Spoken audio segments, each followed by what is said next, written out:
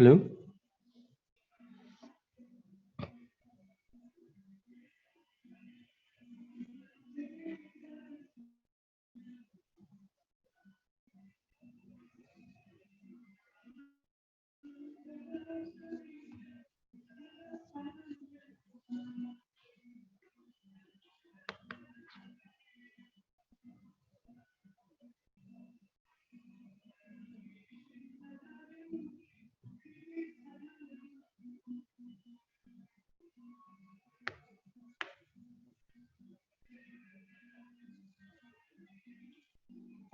Gimana, udah bisa kita mulai?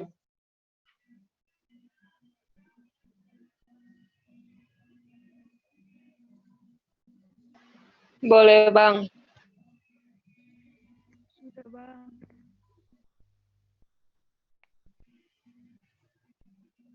Oke teman-teman, nggak apa-apa, nyalain aja mic-nya semua.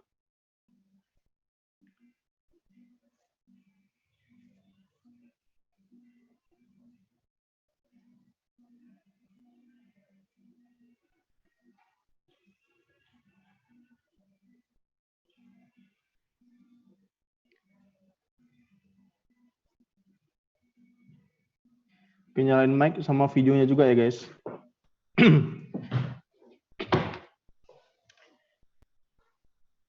Sudah? Nyalain semua video sama mic-nya, nggak apa-apa.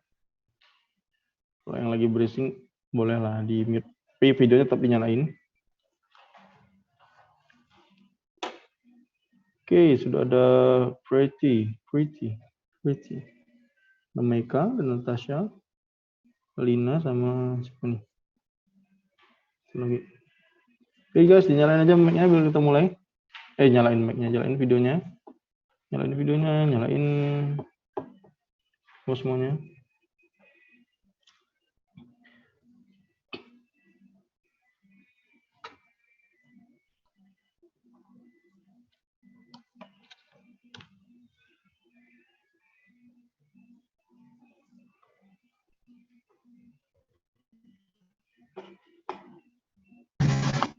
Ini 1, 2, 3 Win.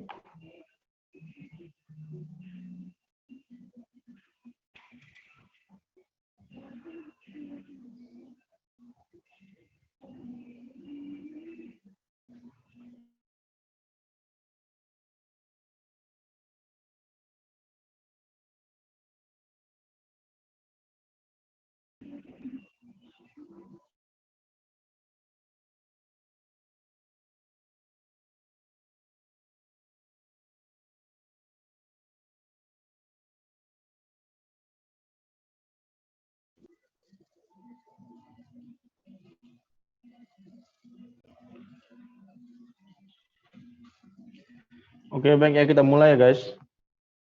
Oke, sebelum kita mulai kelas kita pada pagi hari ini, mari kita berdoa menurut agama dan kepercayaan kita masing-masing. Berdoa dimulai.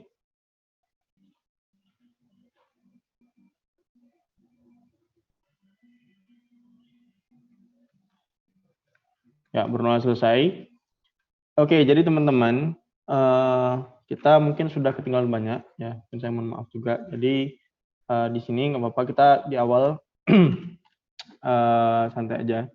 Jadi teman-teman silakan nyalain aja mic-nya, kita sambil diskusi. Oke, yang pertama, atau nanti kalau bisa ngerti untuk bikin raise hand gitu ya, raise hand aja nggak apa-apa. Yang kira-kira bisa melaksanakan pertemuan offline ada nggak? Atau siapa aja sih yang bisa kira-kira pertemuan offline? Coba raise hand.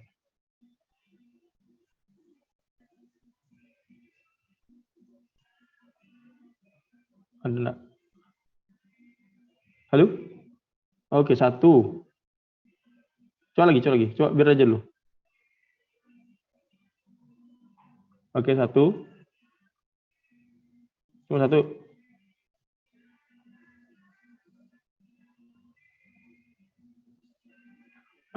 Anyway, suara saya jelas kan ya? Jelas, Atau Bang. ada yang nggak dengar? Jelas ya? Cuma satu nih yang bisa offline. Pertemuan offline.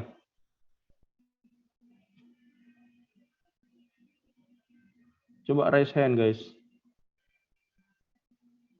Cuma Maika ya? Yang lain berarti nggak bisa ya? Nyalain aja mic-nya, nggak apa-apa.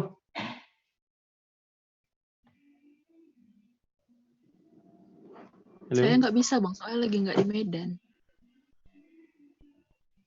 Saya nggak bisa, Bang. Soalnya lagi nggak di Medan juga, Bang.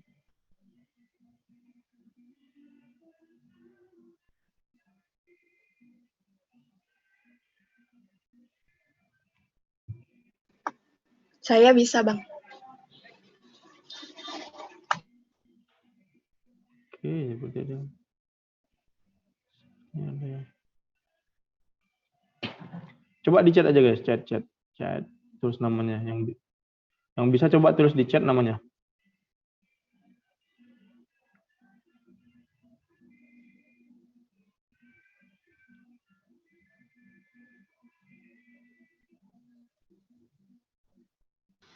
Bang, mau nanya. Abang tadi bilang bisa ngapain ya, Bang?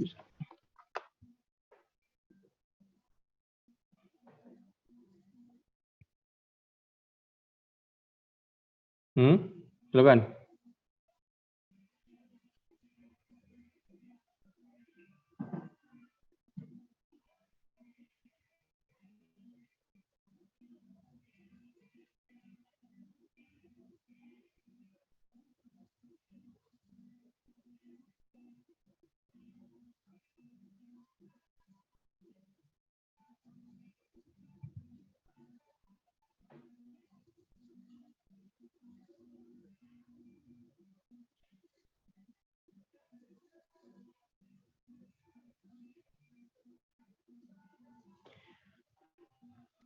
Oke ya, jadi jadi teman-teman kalau semuanya sudah bisa mendengar suara saya dengan jelas, jadi hari ini kita akan coba bahas sedikit. Ini kan KTI ya. Di KTI ini sebenarnya pada dasarnya, jadi ini tergantung nanti teman-teman latihannya seberapa banyak. Jadi memang sangat dipengaruhi sekali oleh latihan. Jadi semakin banyak teman-teman latihan, semakin mahir teman-teman dalam membuat KTI. Oke, jadi gini ceritanya ya. Jadi kalau kita menulis KTI itu kan banyak sekali teknik, tips, trik gitu ya. Tapi kalau misalnya menurut yang harus diperhatikan itu ada, menurut saya pribadi itu ada 3 poin. Yang pertama itu judul. Judul itu harus benar-benar strong, menggambarkan isi kartu kalian, harus benar-benar buying attraction gitu ya, membuat orang-orang itu tertarik, orang-orang itu langsung pengen ngelihat, wah ini kayaknya bagus gitu. Yang pertama judul, yang kedua itu adalah abstrak. Jadi abstrak kalian itu juga harus powerful. Jadi bukan cuma judul, abstrak itu juga nggak boleh kalah powerful. Powerful di sini artinya adalah teman-teman tuh mampu menuliskan abstrak yang secara garis besar itu menggambarkan isi karya tulis ilmiah kalian secara keseluruhan, tapi enggak bertele-tele. Jadi dia mencakup seluruh isi karya ilmiah tapi tidak bertele-tele. Nah, itu harus diingat. Jadi jangan terlalu banyak kalimat yang akhirnya sebenarnya tidak to the point gitu ya. Yang terakhir, itu di bagian dari bab 4 sampai ke bab 5. Jadi bagian pembahasan sampai dengan nanti kesimpulan.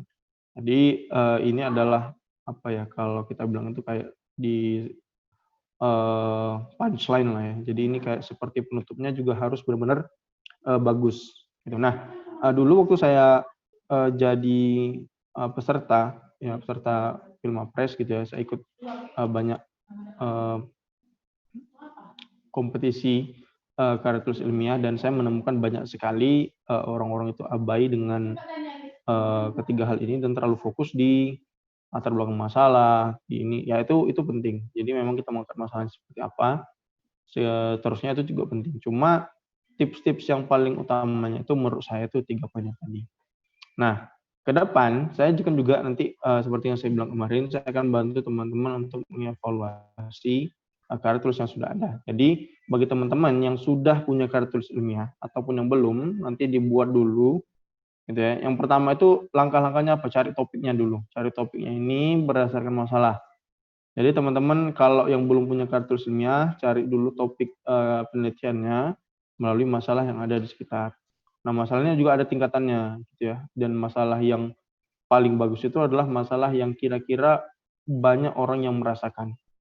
Banyak orang yang merasakan masalah ini. Kayak misalnya mungkin Gojek. Gojek itu kalau di kita nyebutnya adalah $1 billion question, pertanyaan yang bernilai $1 miliar. Kenapa? Karena yang bisa menjawab pertanyaan ini nanti dia akan dapat $1 miliar.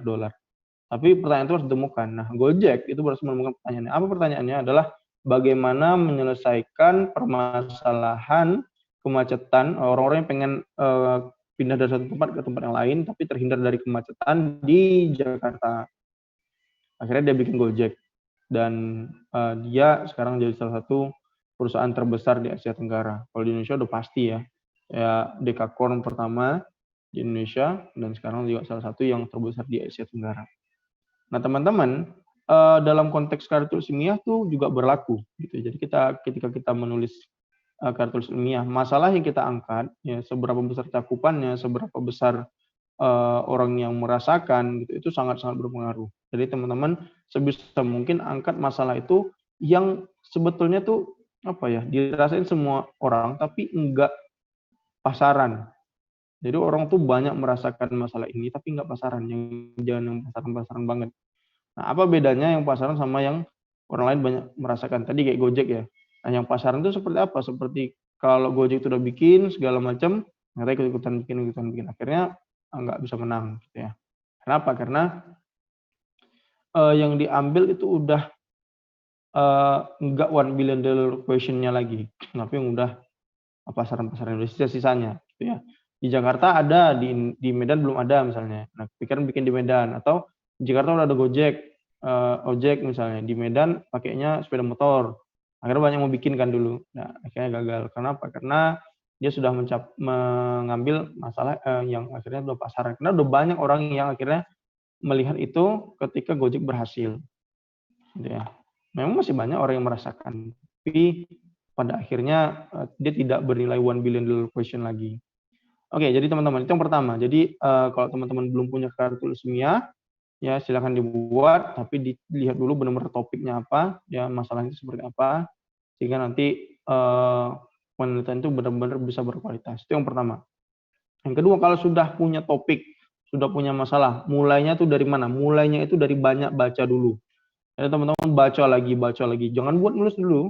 Teman-teman banyak baca tentang masalah tersebut, searching, googling gitu, nonton di YouTube, diskusi sama teman, diskusi sama mentor, diskusi sama dosen atau siapapun, ya. Perbanyak pengetahuan kalian tentang masalah tersebut. Cari kira-kira penerapan solusinya itu di luar negeri seperti apa, ya, terutama daerah luar negeri yang sudah maju, misalnya kayak negara-negara Eropa atau negara-negara Asia Timur kayak Jepang, Korea gitu ya. Coba lihat bagaimana mereka menyelesaikan masalah ini. Itu jadiin sebagai salah satu inspirasi kalian. Jadi kalau kita itu ada istilahnya tuh ATM kan, amati, tiru, modifikasi. Nah, jadikan ini sebagai salah satu acuan kalian sumber referensi kalian untuk menemukan ide yang original.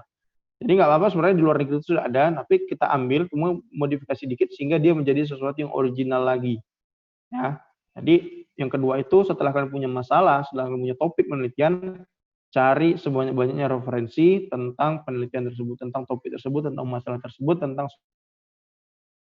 solusi yang ingin kalian terapkan. Yang kedua. Yang ketiga, baru teman-teman mulai menulis. Nulisnya tuh dari mana? Nulisnya itu dari kira-kira outputnya itu seperti apa. Jadi kalau kita menulisnya itu, biasanya mungkin kita nulis itu dari latar belakang, kita kumpulin segala macam. Itu kan bagian-bagian gampang ya, itu bagian-bagian tinggal copy paste lah. Nah, kita tuh harus mulai itu dari bagian solusinya dulu. Nah, solusi apa yang mau kita terapkan, kita tulis di situ. Nah, jadi nanti dari situ, kemudian kita bisa menyusun kira-kira latar belakang, kemudian tinjauan pustakanya, seterusnya seperti apa, sehingga nanti dia mengacu pada solusi dan enggak bertele-tele jadinya. Oke, ini yang ketiga nih, tips yang ketiga. Langkah yang ketiga, bukan tips ya, langkah yang ketiga. Nah, langkah yang keempat itu baru finalisasi. Langkah keempat ini finalisasi, kita isilah semua, mulai dari daftar isi, segala macam, kita lengkapin semua dari awal sampai akhir, ya, ditulis. Kenapa? Karena kan kesimpulan dapat, sisanya tuh kayak latar belakang, ini segala macam, tinjauan pustaka, segala macam, itu kan sudah poin-poin yang mudah. Jadi teman-teman tinggal copy, lengkapin gitu ya. Setelah jadi, teman-teman diamkan dulu 1 hari gitu ya. Besoknya dibaca lagi. Nah coba diperbaiki lagi gitu ya. Dibaca lagi, coba diperbaiki lagi, kira-kira mana yang kurang-kurang. Nah kalau sudah kira-kira kita coba komparasi. Nah komparasi sama apa nih? Nah ini langkah yang kelima, kita melakukan komparasi. Komparasinya itu sama penelitian yang sudah ada yang serupa. Kalau kita bilang saat ini tuh hampir tidak ada lagi penelitian yang original. Teman-teman punya ide A, itu banyak orang yang sudah memikirkan ide yang sama, dan bahkan banyak orang yang sudah merealisasikan ide tersebut. Nah, kita melakukan komparasi dengan ide-ide tersebut. Nah, dari situ, itu nanti jadi bahan kita untuk yang pertama, memperbaiki KTI kita. Yang kedua, bahan presentasi kita. Nah, yang ketiga, bahan kita untuk melakukan closing. Nah, jadi kalau kita KTI ini, terutama lomba ya, nanti kan ini kan kita mapres, baik teman-teman di fakultas, di universitas, bahkan nanti di nasional sendiri, itu tetap ada presentasinya. Jadi teman-teman punya KTI, itu tetap harus dipresentasikan. Nah, gimana cara supaya presentasinya di powerful, supaya tidak ada celahnya, kita tanya jawab, gitu, supaya kita bisa menjawabnya dengan sangat-sangat meyakinkan, gitu ya. Itu teman-teman harus bisa melakukan komparasi. Ya, jadi teman-teman sudah tahu celahnya di mana, sudah tahu strongnya di mana, sudah tahu kalau nanti diserang dari sini, kita jawabnya seperti apa. Kita lihat KTI kita, kurangnya di sini, kita mesti bisa perbaiki. Sebelum tanya orang, kita sudah tahu cara memperbaikinya, sudah tahu bagian-bagian mana yang harus di improve gitu ya, ditingkatkan. Jadi yang langkah yang kelima komparasi. Nah, kalau sudah, berarti langkahnya sudah selesai. Nah, saya sebagai sini katakanlah mentor ya, ingin melakukan sebuah bahasanya itu mungkin kayak masukan lah ya. Jadi saya memberi masukan, jadi teman-teman punya KTI, bahasa itu bukan mengkoreksi, karena saya yakin teman-teman sebenarnya tidak ada yang salah. Mungkin ya bagian teknis, yaitu bagian teknis itu kita bisa menyesuaikan standar. Tidak ada bagian teknis yang benar yang salah, ada yang minta marginnya 4-3-3-3 gitu, ada yang minta 3-3-3-3 semuanya. Nah, itu teknis, itu berbeda-beda, kita menyesuaikan dengan kompetisi. Nah, sifat saya nanti adalah memberikan masukan. Misalnya saya lihat sebenarnya masalah itu sudah cukup bagus, tapi solusinya itu masih kurang kuat. Dan saya bisa memberikan masukan di sana. Atau teman-teman masalahnya bagus, solusinya bagus, tapi cara penyajiannya itu tidak rigid gitu ya, agak yang kurang greget lah. Nah, saya bisa memberikan masukan di situ. Nah, jadi saya memang enggak banyak ikut kompetisi KTI, tapi saya dari ikutnya 13 kali sepanjang kuliah, 13-nya itu semuanya masuk nasional. Ya. Jadi semuanya masuk nasional, masuk finalis lah. Ada yang juara 5, ada yang juara 3, ada yang juara 1-nya juga banyak. Gitu ya. Tapi semuanya masuk. Kenapa? Karena tadi saya menerapkan 3 tips yang pertama. Saya kuat di judul, saya kuat di abstrak, sama saya kuat di kesimpulannya. Di pembahasan dan kesimpulan, solusi dan kesimpulan. Karena itu yang paling bakal dilihat. Jadi orang tuh nggak akan lihat latar belakangnya itu apa segala macam. Itu belakangan. Dia lihat judulnya, kalau judulnya udah menarik, oh oke nih gitu ya. Baru dia masuk. Dia lihat abstraknya lagi, menarik banget gitu ya. Dan akhirnya lihat di pembahasan. Dia kan mulai baca satu-satu, tapi kita harus menutup yang paling powerful itu di pembahasan sama kesimpulan. Karena itu yang bakal terakhir dia baca, itu yang akan terakhir dia ingat. Jadi itu yang harus yang paling bagus. Oke, jadi teman-teman kalau sudah punya karya tulis ilmiahnya, itu silahkan nanti kirim ke email saya kirim di chat, nanti teman-teman silahkan kirim ke situ, ya.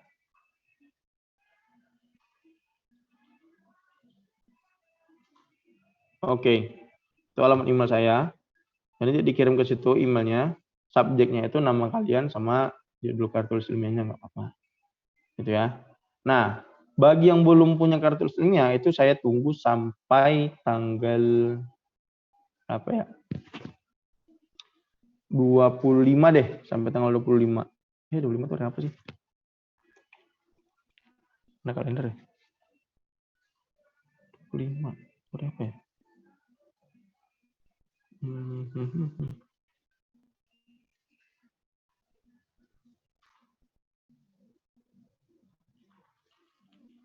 Sampai lupa hari, sampai lupa tanggal cuy. 25 tuh hari Rabu. Nah, jadi saya tunggu sampai dengan hari Rabu.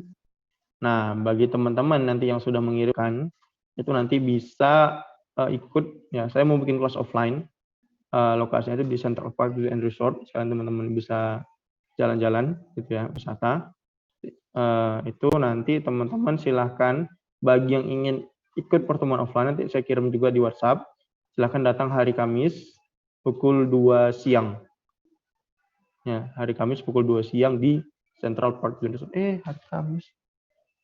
Anda bisa. Rabu aja. Jadi hari Rabu jam 2 siang. Tanggal 25. Dia mau ikut pertemuan offline-nya.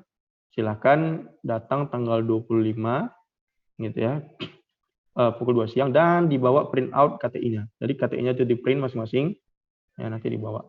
Nanti kita lakukan koreksi. Nah, kalau saya kasih masukan. Jadi teman-teman nanti akan saya kasih masukan langsung. Mudah-mudahan ya ada improvement ke depan. Tidak ada jaminan teman-teman bakal juara. Tapi dari yang sudah-sudah, saya memang nggak ada buka kelas itu nggak ada. Tapi ada beberapa setiap tahun, saya dari 2016 itu, semenjak juara 2017, 2018, 2019, 2020, saya selalu mementor paling nggak ada 1-2 orang. Dan itu setidaknya di fakultas sudah pasti menang, sudah pasti juara 1. Nah, di kampus itu ada yang juara 3, ada yang juara 1 juga di INDA tahun 2018 itu. Nah, itu yang salah satu yang saya mentoring juga, ya. Mudah-mudahan teman-teman bisa menang, ya, melanjutkan tradisi yang sudah-sudah. Tapi tidak ada jaminan, ya. Jadi kalau kompetisi itu teman-teman carinya menang doang, nanti kecewaan yang didapat. Itu bonus saja. Yang penting ilmunya, penerapannya itu sudah didapatkan. Kira-kira gitu ya. Jadi kita nggak usah banyak-banyak materi-materi. Kita langsung action aja. Jadi saya kasih 3 tips, saya kasih 5 langkah dalam penulisan karya tulis ilmiah. Ya, 3 tipsnya diingat, ya 5 langkahnya itu juga diingat. Itu step by step-nya sudah saya kasih tahu juga. Dan nanti teman-teman kalau sudah jadi, nanti langsung saya kasih masukan. Ya, jadi teman-teman bisa langsung merasakan real time ya. Jadi perbaikan itu seperti apa dari pandangan orang lain, gitu ya. Itu aja. Kalau misalnya tidak ada pertanyaan kita tutup. Tapi kalau misalnya ada pertanyaan silakan. Nyalain aja mic-nya kalau ada pertanyaan. Oh, Bang. Ada? Bang, saya mau bertanya. Cukup, Seberapa Natasha? berpengaruh? Ini Hafidah, Maika, cukup ya? Lina, Priti, Api, ya cukup. Priti, Bang, mau nanya, Bang. Oke. Oh, ada. Silakan. Siapa ini?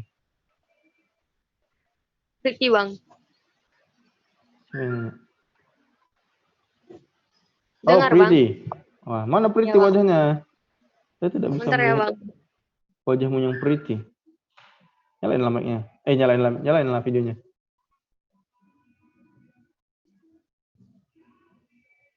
Mana nih? Saya mau bertanya. Oke, silakan. Seberapa berpengaruh prototipe dalam pembuatan paper? Soalnya saya pernah dengar prototipe dulu baru bisa buat paper. Itu benar nggak, Bang? Oke, seberapa? Seberapa berpengaruh? Nggak jelas, Priti. Chat aja coba. Bentar ya, Bang.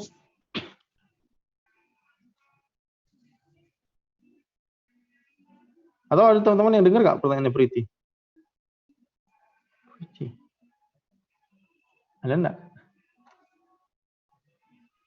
Dengar, Bang.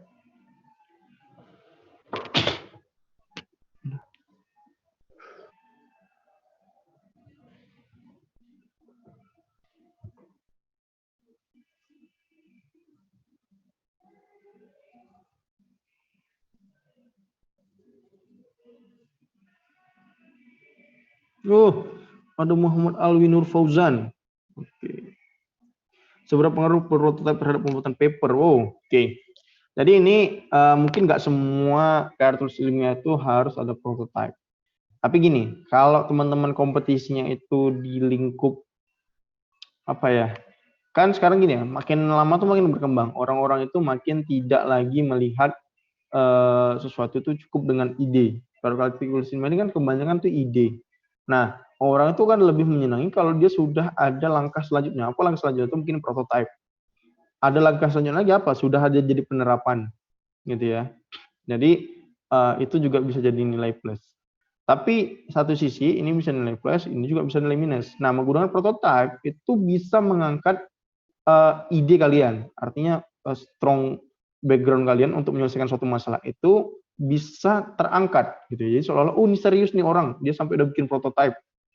Tapi hati-hati, prototipe itu sendiri bisa menjatuhkan kredibilitas karya tulis ilmiah kalian. Kenapa? Kalau prototipenya nggak bagus, orang akan ingat, oh prototipenya aja kayak gini, jelek gitu ya. Itu akan bisa mengurangi esensi dari karya tulis ilmiah itu sendiri. Karena sebenarnya prototipe ini bukan merupakan bagian dari karya tulis ilmiah, tapi dia sebagai penambah. Jadi kalau dia itu bisa bagus prototipenya, itu dia bisa mengangkat solusi yang kita tawarkan. Kenapa? Karena kita kelihatan sebagai orang yang serius. Ini kok silau sekali. Sebagai orang yang serius yang secara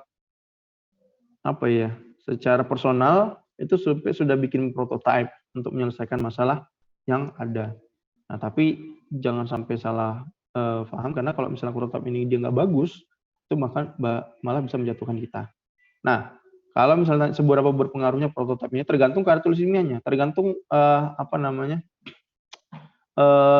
ide atau konsep yang dibawa. Jadi saya dulu kan bawa ada beberapa konsep. Nah, waktu itu saya ada bawa konsep tentang bikin aplikasi untuk menyelesaikan permasalahan kemacetan. Nah, kalau saya ngomong cuman, ini nanti ada fiturnya ini, ada fiturnya itu, ada fiturnya ini kan susah dimengerti, sulit dimengerti sama juri. Nah, saya solusinya apa? Saya bikin prototipenya. Minimalnya ada desainnya, ada gambarannya. Itu paling minimal. Jadi orang tahu, kalau dia klik ini, dia kemari, kalau bikin kayak gini, hasilnya seperti ini. Kalau orang punya masalah ini, dia akan keluar dengan solusi yang ini. Itu sangat membantu di kartu saya yang itu. Jadi sangat-sangat berpengaruh sekali, besar sekali pengaruhnya. Tapi di tempat yang lain saya juga pernah menang juara 1 tanpa prototipe. Gitu, karena memang yang saya angkat itu adalah analisis dari suatu kalau saya nggak salah itu sistem lah ya. Jadi sistemnya itu sistem manajemen di BUMN yang membuat itu rentan terjadinya korupsi. Nah, saya bikin analisis sistem itu, saya kasih data-data, saya kemudian bikin analisisnya dan saya kasih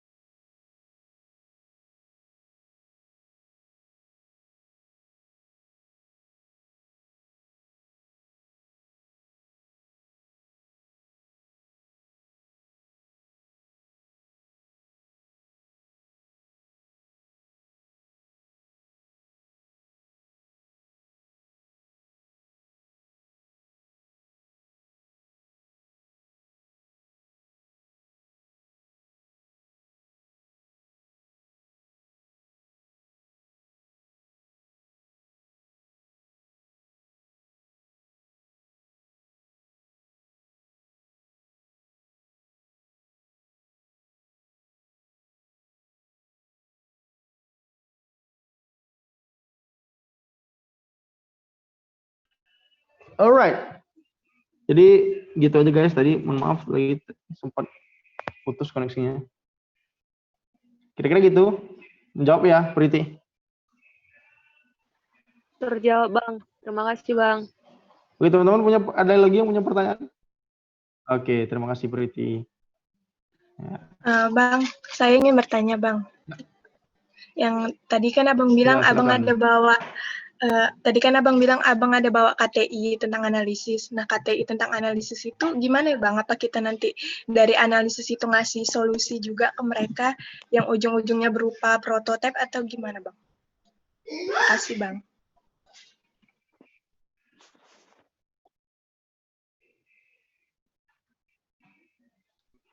Enggak, jadi saya bikin analisisnya itu jadi komparasi tentang manajemen birokrasi di BUMN dengan di luar negeri yang sudah ada. Jadi saya bikin komparasinya, kenapa bisa terjadi rentan korupsi di BUMN. Jadi dia bisa penyelewengan data, keuangan, segala macam seterusnya. Saya bikin analisisnya itu. Saya tentuin kalau nggak salah itu ada 24 variabel. Jadi saya komparasi satu-satu dengan sistem manajemen yang sudah baik.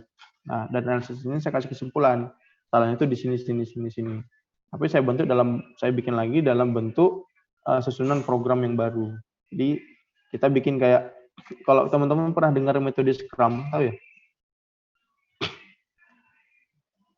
Jadi Scrum itu adalah sebuah metode bekerja di industri IT di mana dia menerapkan sistem jam. Jadi setiap orang itu nggak boleh bekerja lebih dari jam yang sudah ditentukan.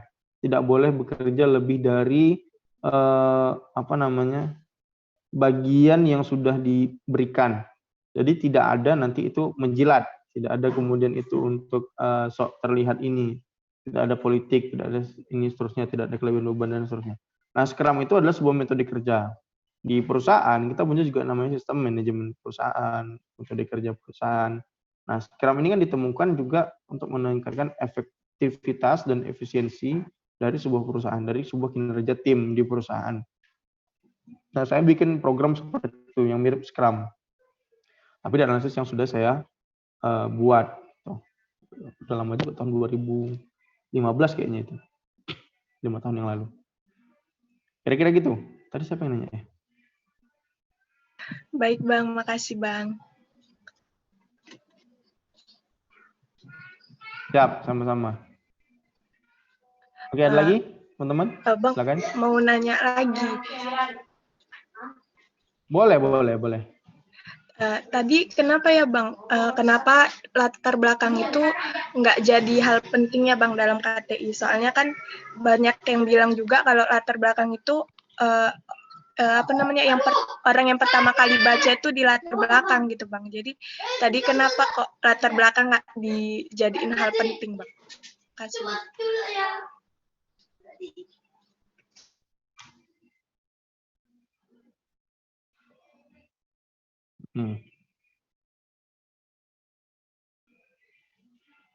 Oke, saya dapat pertanyaannya. Jadi gini, mungkin diingat kembali ya. Tadi saya kasih 3 tips itu untuk bikin KTI kita tuh mungkin lebih paying attention ya, lebih kemudian nanti itu diingat dan kemudian itu dipilih untuk sebagai salah satu pemenang. Kalau dibilang karya terbelakang itu nggak penting, mungkin bukan tidak penting, bahkan itu sangat penting. Makanya tadi saya bilang langkahnya itu, yang pertama itu tentuin topik, tentuin latar belakang masalahnya. Maka tadi kita jelasin ada $1 billion question. Itu adalah latar belakang yang sangat bagus, yang sangat mantap. Itu nanti dari $1 billion question ini, itu kan menentukan latar belakang kita. Ini kan punya masalah. Nah, solusinya itu nanti akan sangat bagus sekali. Jadi kalau orang bisa menjawab masalah ini, nanti dia akan dapat istilahnya itu $1 billion question.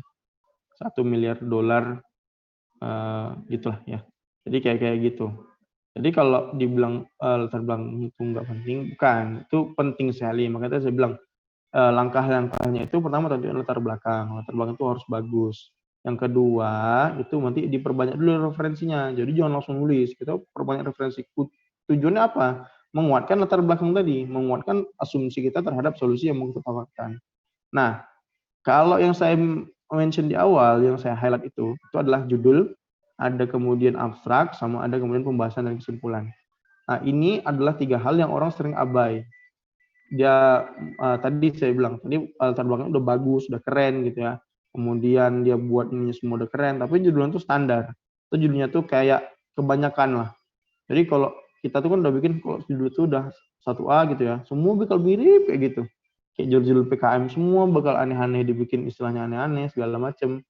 Ini orang udah nggak menarik lagi, dan orang nggak peduli itu, yang penting ada judulnya. Kita mungkin tidak berpikiran seperti itu. Yang kedua abstrak itu yang penting abstrak itu udah ada gitu ya. Padahal di abstrak itu banyak sekali hal-hal yang harusnya itu nggak ada, misalnya kalimat-kalimat yang nggak perlu, atau pembahasan yang tidak perlu, atau istilah yang tidak perlu, tapi dimasukin, akhirnya abstraknya jadi tidak powerful. Kemudian yang ketiga, orang berpikir karena dia sudah punya kesimpulan, sudah punya pembahasan yang bagus, gitu ya, dia tidak lagi membuat suatu punchline. Jadi orang yang ingat itu, kalau kita bikin kesimpulan itu datar, kita bikin pembahasan itu datar, itu nanti kan yang terakhir kali dibaca. Yang dia ingat sama juri itu, yang juri ingat itu adalah ya kita punya KTI yang datar-datar aja, gitu. Jadi 3 hal ini menurut saya perlu diperhatikan tipsnya itu, gitu ya. Selain apa yang sudah banyak di internet. Kalau internet bilang latar belakang itu penting, ya itu memang iya. Latar belakang penting, penulisan penting, itu memang semuanya sudah iya. Jadi apa yang sudah di internet itu nggak akan saya bahas lagi, karena teman-teman bisa temukan dengan mudah. Yang saya bahas itu adalah yang dari sudut pandang saya, pengalaman saya waktu saya kompetisi, pengalaman saya waktu saya diskusi sama juri.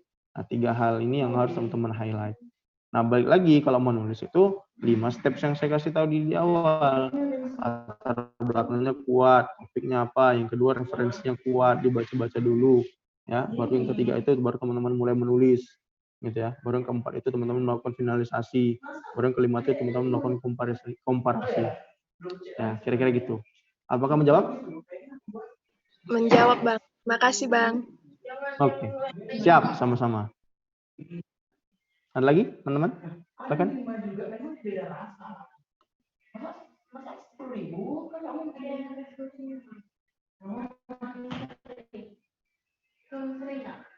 Oke ya, kalau tidak ada lagi, teman-teman silahkan yang mau KTI-nya kita kasih masukan, silahkan kirim melalui email, nanti saya kirim juga di email, dan yang mau ikut kelas offline nanti saya akan mentoring langsung. Silahkan datang hari Rabu pukul 2 siang di Central Park Resort, nanti saya kirim juga informasinya di Facebook lagi, di WhatsApp. Oke, itu aja. Terima kasih atas kehadiran teman-teman pada pagi hari ini. Kita tutup dengan berdoa menurut agama dan kepercayaan kita masing-masing. Berdoa dimulai.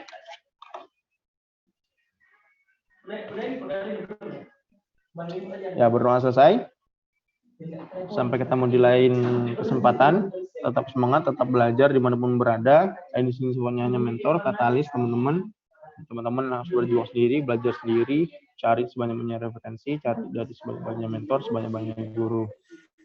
Semangat. Assalamualaikum warahmatullahi wabarakatuh. Kasih Bang. Makasih, Bang.